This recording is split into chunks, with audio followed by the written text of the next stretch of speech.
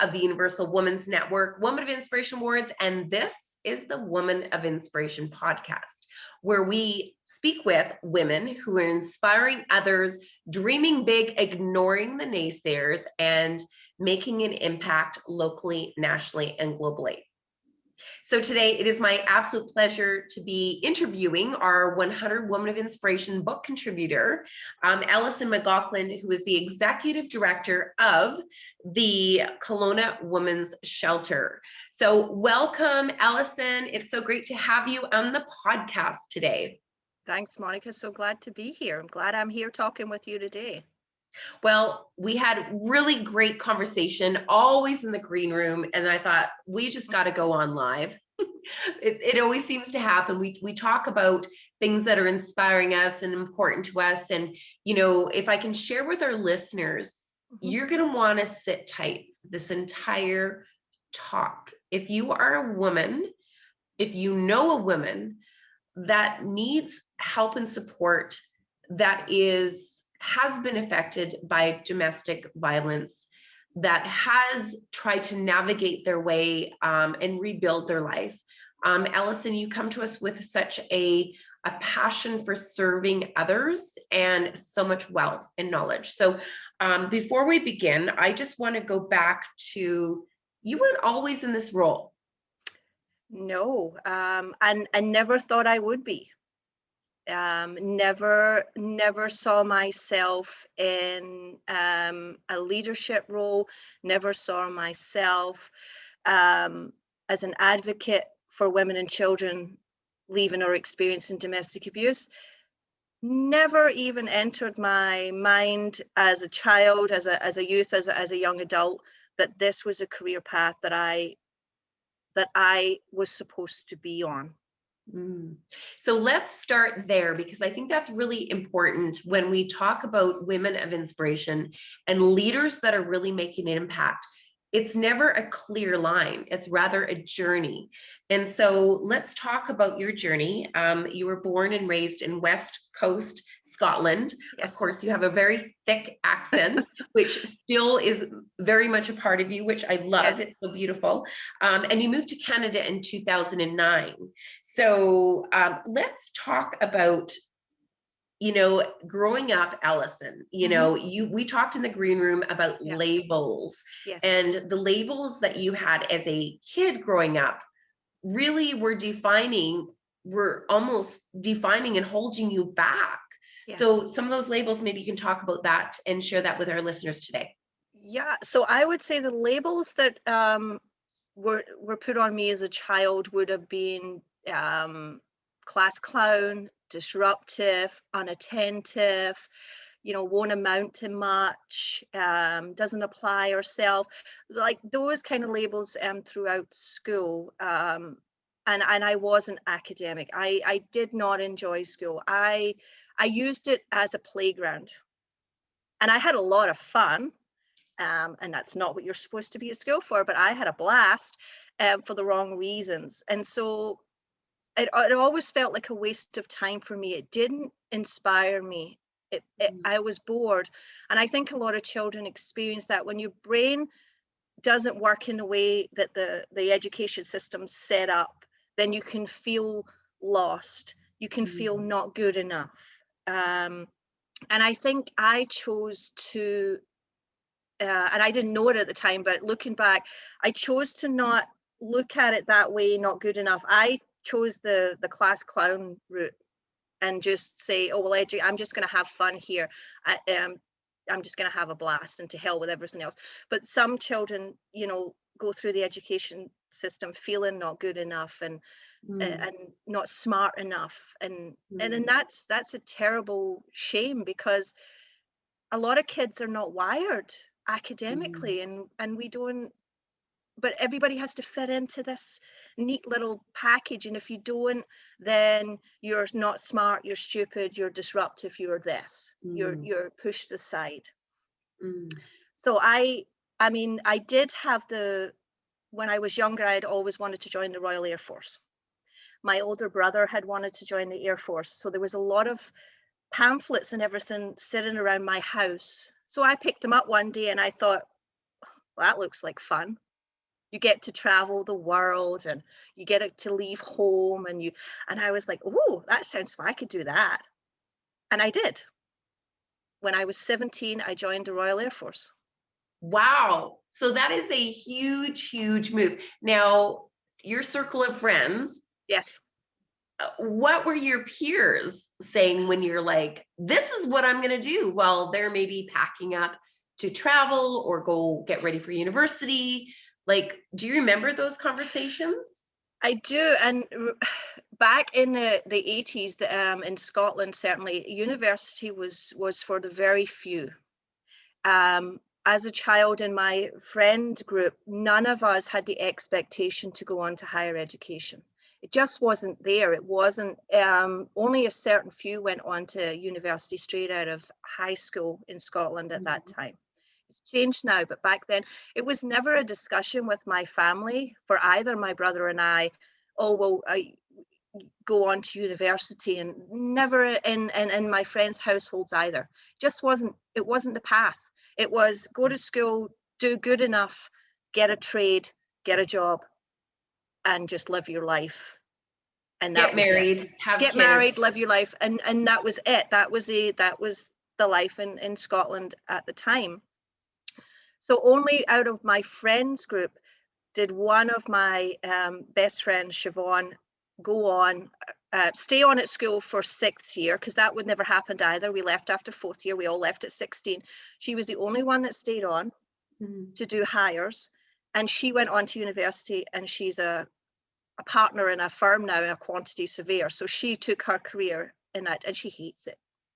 But that was her path, but none of us did. So for a lot of young kids in Scotland, joining the military was not a normal thing to do, but nobody would bat an eye if I said, I'm joining the Air Force. They'd go, you're joining the Air Force? You really? And my parents as well were like, you'll never survive. What are you going to do when someone tells you you're wrong, or you have to do something a certain way? The whole discipline aspect to the military, everybody was like, are you sure?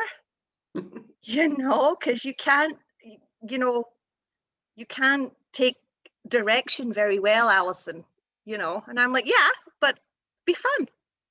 Let's do it. And I loved it. And Loved it. And so that was the first time in your life that you actually felt in where you belonged. Yes, I did. And I never had structure as a child growing up. I ran the streets till all times. I never had curfews. I'd disappear for weekends. I never had discipline in my house. And kids need it as much as they think they don't want it. So I think for me, that was the first time I had structure and discipline, and at an extreme, the military. But it felt comfortable. I'd never had it before. And all of a sudden, I knew where I had to be. I knew what time I had to be there at. I knew the rules, and I knew what would happen if I broke them. And I had this community around me of people exactly in the same position as me, and the friendships and the family was what I clung to. And I loved it. And when I left the Air Force, like even for the first 6 months, I was like trying to claw my way back in. I couldn't function in the real world for a little while because I felt like I'd lost my family. And that sounds like quite a real safety net. Yes. And for the parents like myself, that are raising teenagers, they crave the independence. Yes. But what they really need is that safe, consistent rules, structure that we provide. And there's that constant, where they're trying to find their own voice, right? Yes. But that safety is really, and that's, just that belonging, and really, like you said, knowing the time, knowing the consequences, and knowing the boundaries. That's really important. Those are life lessons. Absolutely. absolutely. And they taught me, they taught me well. I mean, did I rebel against things? Of course I did. I was lucky enough to be the first female to work within the mobility supply flight. So this was a branch that would go off into the field with the Chinook helicopters. Yeah. I worked on Chinooks, supplied the parts when they broke down, and they always broke down.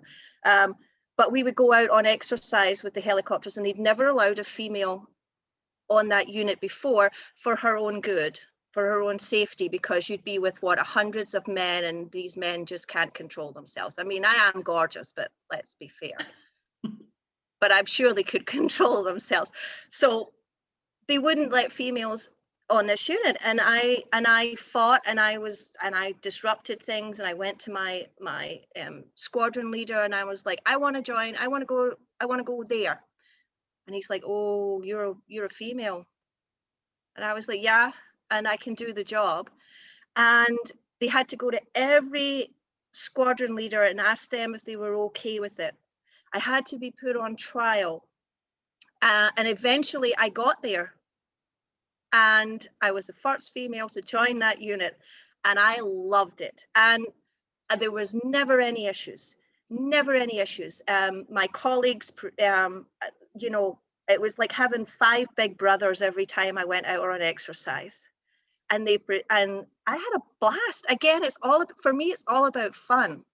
If I'm not having fun, I'm not going to be able to give you 100%. It's got to be enjoyable. And I'm proud of that. And I forget about that sometimes, that's one of my most proudest moments, is that I forged a way. And after I left the Air Force, they made it a rule that for every exercise, or for a number of exercises a year, they would allow a female to go. Just one or more? Yeah, just one. I hope that you're writing the letter tomorrow to see if that number has increased now. I don't know. I think it has, because when I was in the military, women didn't get to go to the front lines. That's changed. So there's been a lot of changes over the years. So I'm assuming that it's better. But just to even fight back then, and to be told, no, you can't, because you're a woman, and how could we protect you? And I think that's, that statement for me, I always flip that statement on its head when people say things like that. And I was like, oh my God, if I was a man, I'd be so friggin' annoyed that you've just said that, because what are you saying about me? That I can't control myself around a woman, that I have bad intentions? What are we saying to men? And so that one always, it's like, what message are you sending to men? Never mind women. Like, you can't control yourselves. Like, this is out of your control. No, it's not. It's a choice. And the majority of men do not choose to harm females. It's true. Yeah. The majority of men actually really support her. Yes. And that choose to raise women up. Yes. Now, we both know that there's men in the world that do everything but support women. Yes. And everything they can do to pull them down. Yes. But guaranteed, they will not be the ones that people want to work with, do business with. Like, the cream rises to the top. Oh, absolutely. And I'm really excited to hear that you're one of those trailblazing women that said, no, I can do that job. And I think that we need to empower women and youth and everybody just to take action and say, if there's something that's not right, speak up about it. And, now's our time to drive change. Like, coming out of the pandemic, level the playing field, put women in the back seat. Well, now we're in the driver's seat, and it's just small little examples that you've just shared with us that we can still empower to make change. And it's worth recognizing, like, when I was doing that, when I was jumping up and down saying, no, I want to do that, I didn't understand or appreciate that this was making change for those that would come after. I didn't understand that. And I think a lot of us lose sight of that and don't give ourselves enough credit for that. But I didn't. I wanted that job because they got to go on exercise all over the world, live in fields, and they got to wear greens, whereas we would always have to wear the blues. So they got to dress like the army. And we always had to wear the blues. I wanted to be different. I wanted to be them. They seemed like unique. That they're having more fun, Allison. They were having more fun. They were having more fun, and I wanted to be a part of that. And I didn't care whether I was a girl, and at that time, 19 years old, didn't care. I wanted some of that, and couldn't understand why I couldn't have it. And not realizing the change that would bring to the system and what it would mean for women who felt the same way as I would years later. I didn't understand that. And so I'm glad I didn't give up. And I guess that's the point, is don't give up. Don't take no for an answer. No matter what age you are, don't be dismissed by systems. Don't be dismissed by systems, because systems are broken often, they're corrupt, and they need to be changed. So don't be dismissed by systems. So positively disrupting things is a good thing. So all of what might have seemed like you were a child that had no structure, really, and defiant, really enabled you to make change, because you actually were able to have that voice and stand your ground, and you have that confidence that you're like, I'm going to make some change. And I love, Allison, how we hear about women making change like that, not because they're trying to like say, look at me. It's because they truly feel that there needs to have that change happen. And I think that is so amazing that you're like, it's not a decision, I'm going to go after that role because I think I'm going to be the first, because you actually have no idea that you're making such an impact. And I think that's really important, is just because it hasn't been done before doesn't mean it can't be done. And when you're motivated for the right reasons, that's when the results happen. Absolutely. It's and I mean, just being asking why all the time. Well, why? Because often when systems have been in place for so long, when you ask why, you normally get the answer, well, we don't know, that's just how it's always been. Or we don't know because nobody's ever asked to join this or change this. And it's like, okay, well, can we start to have a discussion then? Because your reasoning as to why it's a no doesn't, I'm not okay with that. Let's talk about it. And if it's still a no, then all right. But don't just dismiss. Oh, Allison, we're going to have plenty of conversations, because there's lots of systems that need to be changed. And we've had a little bit of a chit chat in the green room about those, because it's really, why do we have to wait years and years and years for change to happen?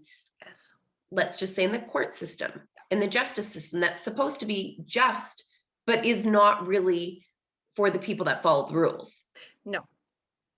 No, it's not. The justice system, the legal system, is one of them, I would say, apart from the social service system as well, is pretty broken and very archaic. It lives centuries ago, too many centuries ago, for it to exist and support in the modern world. And judges, and again, it's that status where people put themselves at a certain status, and then they can't be, there's nothing else you can teach them or they can learn. And we need to break that down and be humble enough to say, I don't know. And I don't think I've ever heard many judges make that statement. I don't know. And I went through my career when I got into the sector, working with women and children with domestic abuse, of being really humble to the fact that I don't know. I've never experienced the issue myself to any level. So for me to walk in and all of a sudden try to tell or speak with someone who has experienced that I know, no, that would be wrong in so many levels. I don't know. And I owe everything that I have to the women and children I've supported over the years. Everything. And my mentors and the women and children. I wouldn't be here without them. I wouldn't be here without their stories. I'm privileged to be an advocate for them, to still tell their stories. I owe it all to them because I don't know, but they do. So I want to talk about how you got to that point. So we know where your destructive, nature comes from, which is actually a gift. Yes. Right? It's actually a blessing and a true gift. And I think that that's really important for kids. And I tell my son this all the time because he has, ADHD and he has learning disabilities, and school has been really tough on him his whole life. But yet knowing that he has to work that much harder all the time, that his work ethic and how much harder he had to work all the time will actually benefit him in the real world. Yes. Right? Where it's easy for some people. It's always been hard for him. So he's always been a hard worker. So let's talk about now when you left the Air Force. Yes. And so I really want people to sort of understand that leadership journey. I think it's really interesting how, some women get into professions because they have a lived experience. Yes. You said, I don't have a lived experience. Nope. But tell us about your journey, how led you to this point. Absolutely. So when I left, I was lost, like I said. And so I just went from job to job, not really settling in anything. And I started working just a security job at our local airport. And it was just soul destroying to me. And I went home and said to my husband, my partner, I'm going to go back to school. And he's like, all right. And I'm like, I'm going to go back to school. And I'd started watching Dr. Phil. Dr. Phil, if you're listening. Dr. Phil, if you're listening. Big fan. Don't agree with everything you say, but some stuff, you're all right. And for some reason, I decided that I wanted to be a psychologist. For some reason. So I had to go back to college. I had to do 2 years at college because I didn't have the grades when I left school. So I had to scale up. I did 2 years at college. And then my grades were good enough that I got accepted into third year at university to do a BA in psychology. Wow. I chose to go in at second year because I thought I'm not going to set myself up to fail. But I could have went in at third year. I chose to go in at second because I think I still needed the learning. So I went back to university. I got my honors degree in psychology, a 2-1. And I left. While I was doing my degree, I worked in a coffee shop. I had 2 children. I had a baby, was born just as I went into 4th year of university, and I had a 5-year-old. And I worked in a coffee shop at weekends. So while I was working at a coffee shop, there was this woman that would come in all the time. And she was a little bit, she liked things the way she liked them. And she was lovely, but some of the other staff didn't like to serve her because she was she knew what she wanted and she knew how she wanted it kind of woman. And so I would serve her because I was like, yeah, I quite like her. She's got that little attitude that I like. So we just started talking, and her name was Sandra. And she was the lead training officer for Women's Aid, which is the local organisation for domestic abuse in Scotland. And she would come in on a Saturday or Sunday with her husband. They'd sit and have a coffee. She'd like it a certain temperature, and we'd just chat. She knew I was at university. And then one day she just turned to me and she went, would you want to come and help me train, co-facilitate? And I was like, sure. All right. Because I thought, oh, again, great experience and great learning. And she was like, okay, before you do that, you have to come and do some training with me. Sit in as a participant on my training. And I did that. And that first day, I sat in that room with all those other participants, and I listened to her, and I watched her, and I listened to the stories of the women and children she supported over the years. And I went home that night and I said to my husband, oh my God, we need to do something about this. This is ridiculous. And it changed my life. Mm. And all of a sudden I felt inspired, like I had something to fight for again. Mm-hmm. Like this is terrible. And I would be like, do you know this happens? And do you know, and he's sitting there going, whoa, I'm just trying to have my dinner. And you're and I'm like, this. And I'm the passion that she enlightened in me, and the issue as well. And I helped Sandra out for a number of years, and we became really, really close.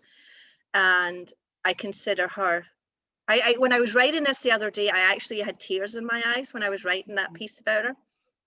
And they're coming again. So for those that are listening, Allison is one of the 100 Women of Inspiration book contributors, where we interview women across Canada, and we share the leadership stories and the voices from diverse industries. So one of the questions that we have for the book, that when it's released, was, who is that woman who has inspired you? And so your answer to that was Sandra Payton. Yeah. And then a job came up with Women's Aid to develop a rural outreach program. And she coached me. She didn't give me the answers, because that would be cheating, but she coached me and she told me, and I got the job with Women's Aid. So I was now an employee, and I shared an office with her. And she was just, when I left to come to Canada, she gave me everything. She had a pen drive. She put all of her training material on it, all of her research. She handed it to me, and she said, you go, keep doing what you're doing. And I'm going to tear up, but she gave me everything. So all of the work she'd done over the years, she handed it over to me. And that has allowed me to continue on in my path as well. Mm-hmm. And just the belief that she had in me. I have never had anybody have that level of belief in me. And she didn't know me. I served her coffee. So I often want to ask her, what the hell did you see? Sandra, FYI, if you're listening, please respond to Allison ASAP. Yeah, what did you see? And I could message her and say, what did you see that day? Because I didn't see what you saw. And so that's where it started. And that's why I say I never thought about this career. I never thought about this issue. Yet somebody saw something, and it just catapulted me into this world, into this sector, and I have never looked back since. Never. And so again, came to Canada, moved, decided that I had used all my skills and knowledge at the frontline level, and that I didn't feel like I was participated enough, that I felt I had more to give. So I made a decision to step into management, because I thought, well, how can I use my skills differently? I've got the front, and I don't mean to sound big-headed, but I've got the front line work down. I've got it down. I could do it all day long. Where can I go next? So I moved into management. And like, for the first few months of moving into management, I sat at my desk thinking any minute they're going to come in here and say, we made a mistake. You're not. And because I just felt like, oh my God, what am I doing? I'm managing a team of 15 plus people who are looking at me for guidance and leadership. And I'm like, oh dear, what have I done? Imposter syndrome. Yes. How did you get over that, Allison? You're not the first. No, and women are listening right now going, yeah, that's me. We've all experienced it. I had a great mentor there as well, Heather Morley, who was there, and she would complete autonomy. She didn't micromanage. I would say, I'm thinking about doing this, and she would go, go for it. And it really, like, that confidence built up. And then when you start, all of a sudden I would start to say things to the team, and it would resonate, and I would see change, and I was like, oh, maybe I do know what I'm doing. Maybe I do have, maybe I can do this. And so slowly it just became that confidence, and having someone beside you that also, you know, saw that confidence. So slowly I didn't start, I stopped feeling like an imposter and started to feel like a leader. Um, and for me, in anything I've done, trust and honesty and vulnerability are key. I was vulnerable with the team. I would say, you know, I made a mistake. I'd also not just talking the talk, I'd walk the walk. So when they would come to me with something, an issue with a woman or a family or a struggle, I could speak to that because I'd done it. And they knew that, and they knew the work that I'd done. So they were receptive to that, because it didn't just come out of a book or just fell into management because of my education. I worked my way up, which I think a lot of women have to do in the world, is they have to start at the bottom and work their way up. And yeah, that was that.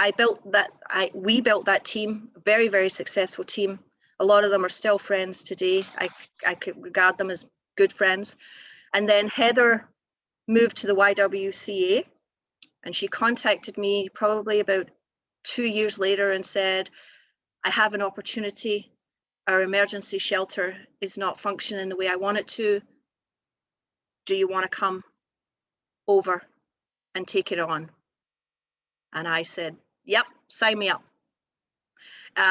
Because again, mentors, I would follow Sandra or Heather. If they were to go and work at McDonald's, I'd be at the drive-through, because I think leaders are leaders wherever they are.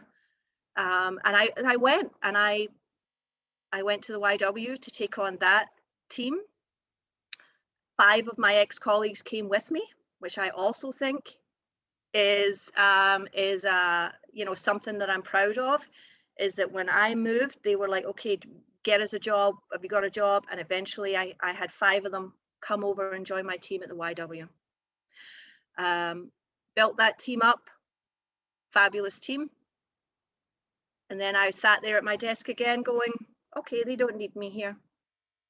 I'm done. They don't need me. They're good. They've got it. They're fabulous. They don't need me. What's my next challenge? The next challenge for me was moving up again to executive director. How can I use my skills differently? And so I was fortunate enough to get the job at Kelowna Women's Shelter, and here I am, and finding new ways to use my skills and having to develop new skills at this level that I never anticipated, but love a good challenge. So your leadership journey was really, I mean, I love how you're like, are they going to kick me out of the office? It's so, let me ask you this. Do you think leaders were born, or is it something it's learned? I would say it's, and this is a cop out, it's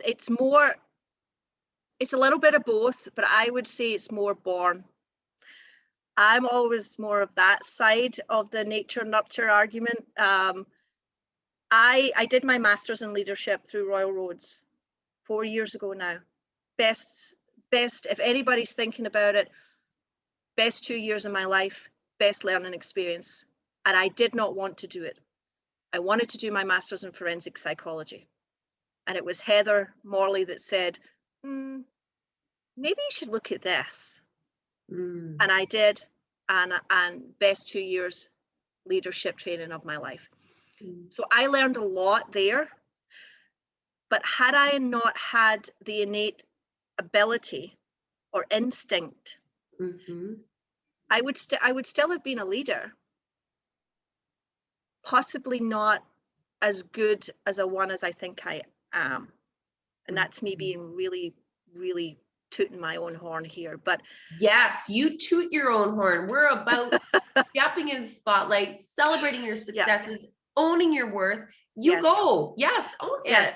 So I think if it had been for the innate tenacity or the ability that I have to be in relationship with others and that vulnerability, I don't think I would have been as good a leader as I am. Yes, Mm, the learning's great, but I think you need both, or else you know, you don't come across as authentic as a leader if you're just basing it on learning. right. That's my opinion. You know, others can differ for that, and that's fine. But I think, especially in the sector that I am in, then that relational leadership is key. Other Mm, sectors may be different, but my sector, if you don't have relationships, you can't do the work. mm.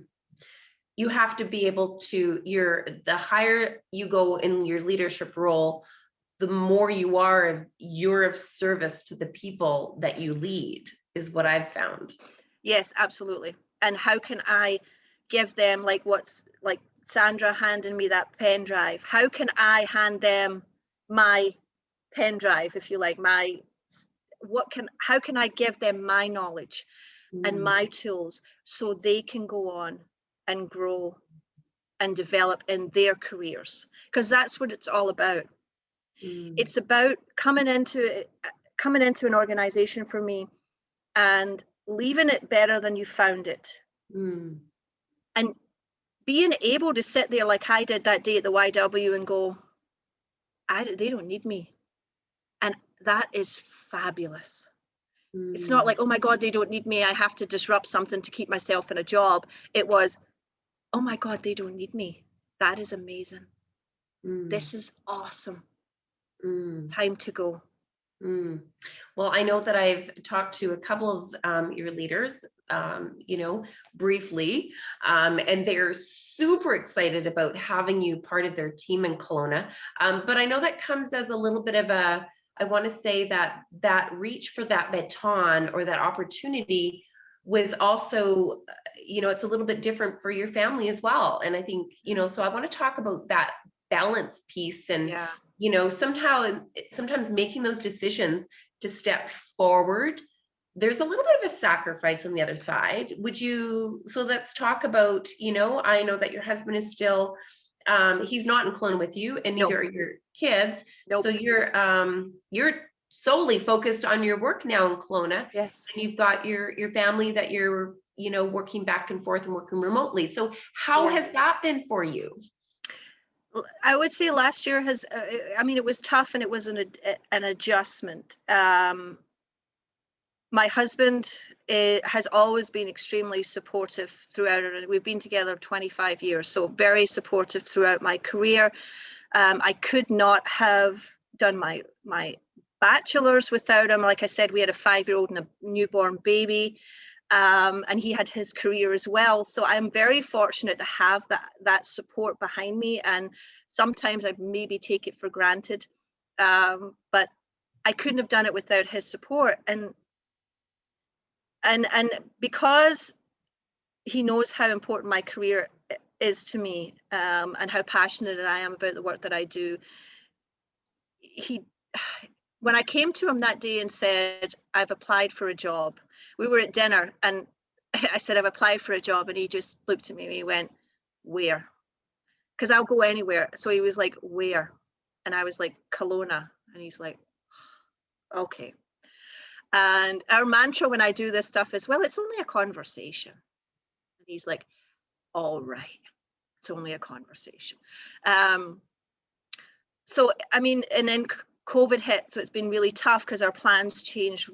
My youngest daughter was going to move back to Scotland when she graduated last summer, and she couldn't do that. And so there was a lot of challenges that we had to work through. And as a woman, that balance is always a dance that we feel we have to do. We don't have to do it, but we feel we have to do it. And this, I don't feel guilty or given it any second thoughts about the choice I made to move to Kelowna. Yeah. I don't. And some people will be wiggling their fingers saying, bad woman, how could you do that? No, I'm a human being. I have needs. And I have never, ever sacrificed my wants and my needs for my family. My family's never suffered. In fact, I've taught my girls skills that I wish I had been taught. Like, you do not, you know, you don't have to have dinner on the table at 5 o'clock. You don't have to get up in the morning and make your husband a packed lunch. You don't have to have coffee at 8 p.m. every night like my mother used to do. You don't have to ask for extra money if you need it. That was all the things I watched growing up. And as a woman, I said, you know what, that'll never be me. If you want a packed lunch, make your damn own. If your dinner's not on the table at 5, if I'm not hungry, then guess what? We're not eating. So I made those choices as a young person watching my parents and said, I will never be that. So what I've given my daughters, hopefully, is independence. Showed them that they have the right to decide what they want in that moment for them. That doesn't mean they're disrespectful, but it means they put themselves first. And I hope that's what I've shown them, is that they will put themselves first. Because I don't think as women we do that. We're not taught to do that. And if we do it, then we're labeled. And if we don't do it, we're labeled by other women, mainly. So for me, damned if you do, damned if you don't. So do you know what? Do what you want. Do what makes you happy. Do what makes you happy. Do what makes you smile. Do where your passion lies. Because at the end of the day, we work for what, 50, 60 years? My God, we better be happy. Yeah. Well, I love, and I mean, so thank you so much. First, I mean, I'm sure, you know, listeners, by the way, I warned you, this will be a really great interview. I love your authenticity, Allison. That's what everybody struggles with, that defining their own personal journey, but having responsibility as a wife, as a parent. And, you know, like, why do we as women have to put our hopes and our dreams on hold or pause, but why can't we be moving forward at the same time? And the way that you articulated that is that you're actually paving the way for your daughters to step into their own greatness is wonderful. That's okay. So I'm just gonna, sorry about that. Okay, I took a little time out. My 4-legged daughter, of course, she had to use the ladies' room outside. My dog, that's it, my dog. But I just want to jump back into, you know, we were talking about the choices that you made for yourself to continue your career journey, and how it actually was empowering your daughters to step into their own passion and following what they want with confidence and determination. And I can't tell you how important that is for an example for other women to move forward. Like, thank you for your authenticity, because with what you just shared, so many women I know struggle. I mean, that guilt that we have as parents to, you know, put our dreams and our passions on hold because we want to raise the most incredible human beings there are, and our role as mothers are so very important. But I think that that's really important to talk about that stuff. So thank you so much for sharing that really important conversation. And I hope that the listeners are really just re-looking at the way their own leadership journeys are, and kind of having some forgiveness about, you know, just, it's okay to want more, and it's okay to be going after your dreams now, and putting those systems and that learning in place. And, you know, I also want to talk about the importance of your support network. Yes. You know, you mentioned that your husband is a cheerleader. Yes. So let's talk about the role of our male allies. That's a really big conversation. It's one that's really important to me, especially as a mom of a boy. I want to make sure that he's a good support and cheerleader for women when he's older. So Allison, tell me about your support network and those mentors. I know you talked about your husband, but how important is it to have great male allies? Extremely important, especially in the work that I do in this sector. You know, one thing I talk about all the time when I train on domestic abuse is that the individuals with the most power to end and bring about change in this issue is non-abusive men. Not women, even though we do the majority of the work. It's not women, it's non-abusive men hold the power to disrupt the patterns within abusive perpetrators. So as a profession, for me, male allies are key and male champions are key. We need them, we want them, we can't do it without them. Personally, for me, I respond better to male coaches than female. And that's been my entire life. I haven't quite figured that out yet, why that is. But I had a male coach, and I still work with him now. He does a lot of work for me. His name's Dan as well. There's a lot of Dans in my life.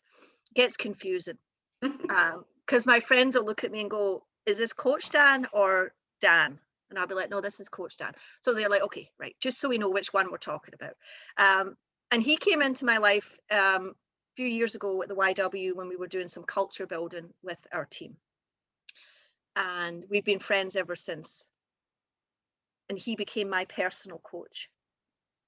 And really, just, I don't know what it is, but just the way that he would speak to me, and the honesty and being really honest with me, call me out on my stuff.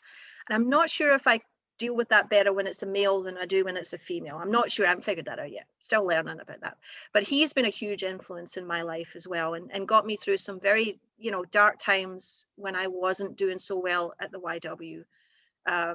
Really worked me through that space as a leader, and because I wasn't showing up the way that I wanted to. And so really helped me through that. And I knew I wasn't showing up. And that really impacted me negatively, because for me, my work is everything. And when I'm not showing up, then I feel it. And I was really making myself quite unwell. So he was a huge support to me, and a huge influence in my life of getting me through that time. And a true believer in the work that we do. He provided coaching and support to the team in Kelowna. So he follows me everywhere. I bring him in everywhere I go as well. Again, setting up those networks, I think, of those people, those mentors, and those people that the foundation, that you can call them up 6 months later or a year later and say, "Hey, what you up to? Got an opportunity? Are you interested?" And they say, "Absolutely." That's key, is those foundations. And I've been really lucky to find them early on and continue to build them. And again, a relationship, it's all about relationship. So he's been huge. I'm just gonna jump in here. Yes. I don't think it's luck, Allison. You don't? I really truly believe that when you invest in those relationships, that it's not about luck, that those support networks that we all build and the networks that we build, it's because you care. Yeah. And they're an actual the evidence of your commitment to building those relationships. Oh, thank you for saying that. Yeah. Yeah. Okay. I'll own that. I'll take that. Thank you. And yeah, and I think it is. I mean, when I look back, all the colleagues that I left behind in Alberta, one of them contacted me the other day and said, one of my team's moving to Kelowna. Is there anything in your organization? She's really cool. So to have those connections and that network with people that you've built up, and people that actually want to stay in contact with you. I think, yeah, you're right. I mean, that is a testament to what I bring to the table and what they bring to the table as well. So, and that has been the foundation. Um, I grew being in the military, being around a lot of males. I'm comfortable there. I'm comfortable in that world, which is surprising considering I work in a women's sector. It's like, wow, maybe I don't know. I don't know what that's all about. But males can't do this work without them. Yeah. My husband said there's only one person in the world that can tell me I'm wrong, and that's Sandra Payton. There's only one person that can tell me that I'm wrong, and that gets away with it, and that's Sandra. He said that for years, and I laugh at that, and I'm thinking, yeah, you're right. There is. You don't get to tell me I'm wrong, but she can, and I'll go, oh, what is that movie? Oh, Father of the Bride. With at the beginning when she's coming down the stairs and Steve Martin says you should put a jacket on, it's cold, and she goes no, and the boyfriend says you should, and she goes yeah, okay, and puts it on. That's like that's what I think of. I'm like, yeah, if my husband was to say it, I'd be like, shut up. If Sandra was to say it, I'd be like, yeah, you're right, I should do that. Well, we all need many Sandras in our We world. do, and many And male advocates as well. So I love the White Ribbon campaign that was started. That's male-led, the fight against violence against women, the White Ribbon campaign. So we need more of those, more male champions. Non-abusive men have the power.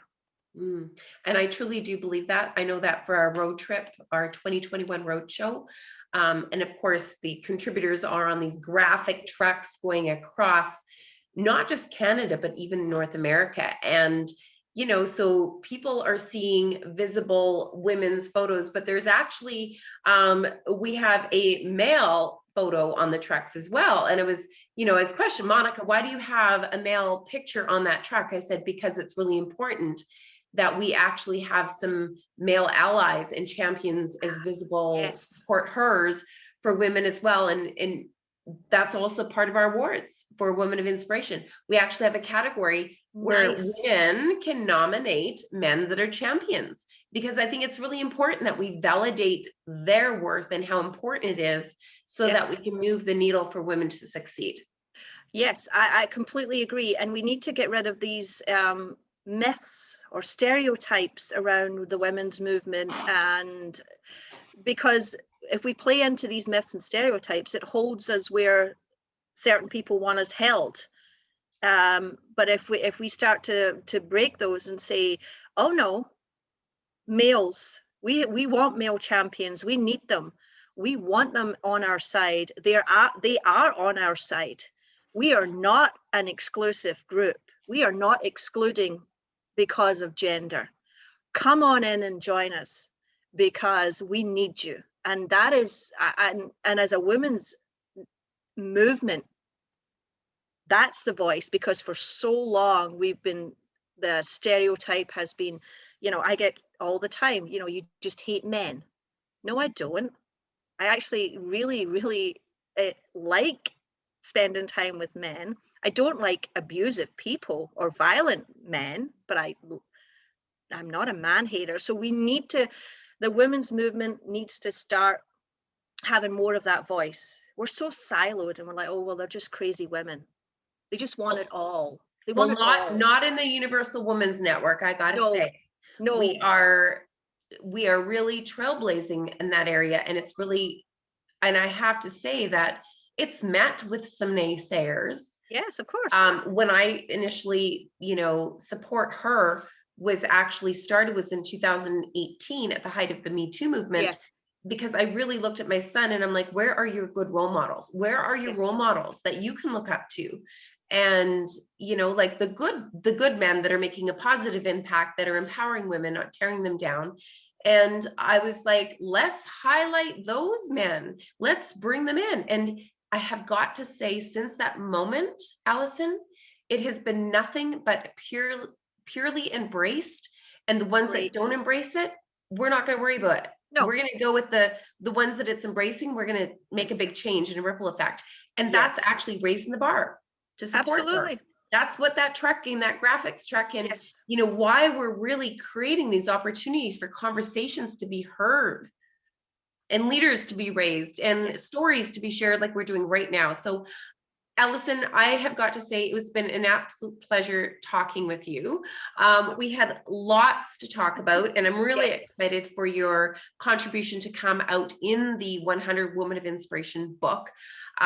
For those that are listening, thank you so much for tuning in. I know that we had a really powerful, lengthy podcast today, but I know there was lots of things that we touched on, from leadership to women empowerment to career path to finding your own voice, to, you know, disrupting change, to avoiding those labels Yes. with our kids, right? Because they stick.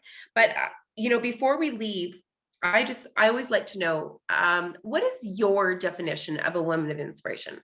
Oh, and I can't remember how I answered that question, but my definition of a woman of inspiration is someone who raises other women up and sees that as an opportunity to support, as opposed as something that's going to detract from them. So it's someone that raises other women up. Hmm.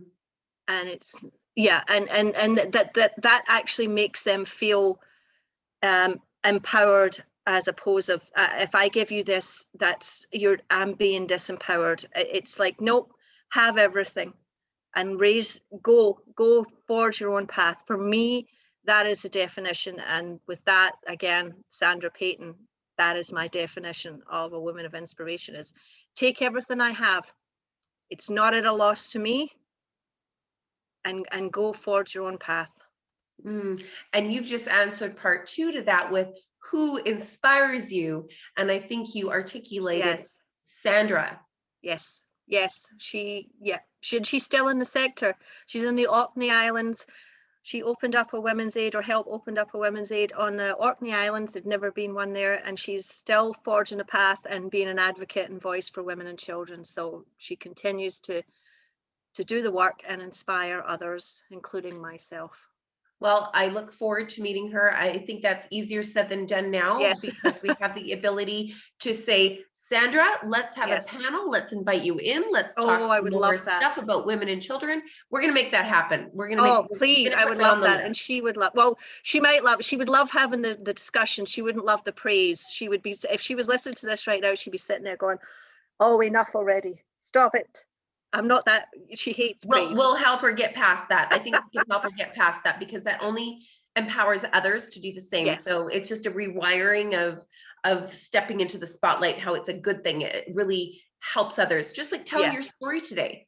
How many other women raised their hand now can really step into owning their own stories and not feeling guilty about, you know, having to make the sacrifices Yes. to do that. Yes. So I empowering. hope so. I hope so. Well, I think so. And I really, once again, would love to thank you so much for You're very your welcome. authenticity.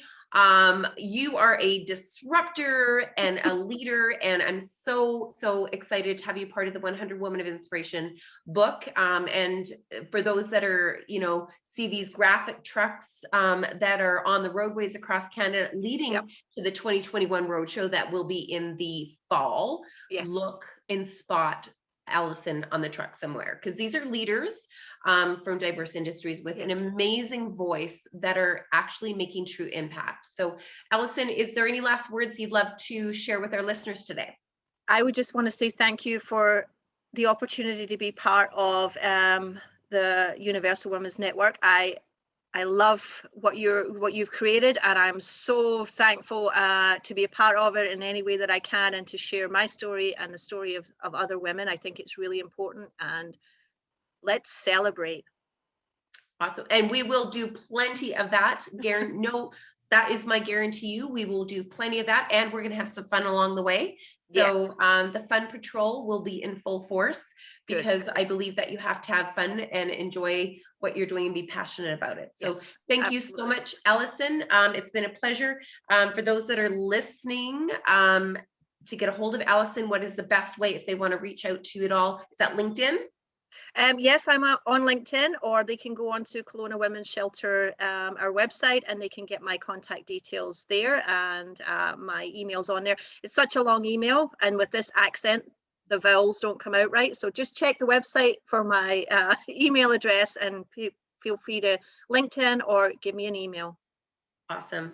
Well, thank you so much. And so if you do want to contact Allison, send her probably a LinkedIn or visit the website, but please mention the podcast so she has a little bit of an insight of to where the connection was, so she can accept that. And I look forward to the journey and the road ahead on the 2021 Roadshow with you, Allison. I know that there's lots of work that we can do. You're a disruptor in the most positive light, and I look forward to the road ahead. Thank Thanks, you very much. everyone.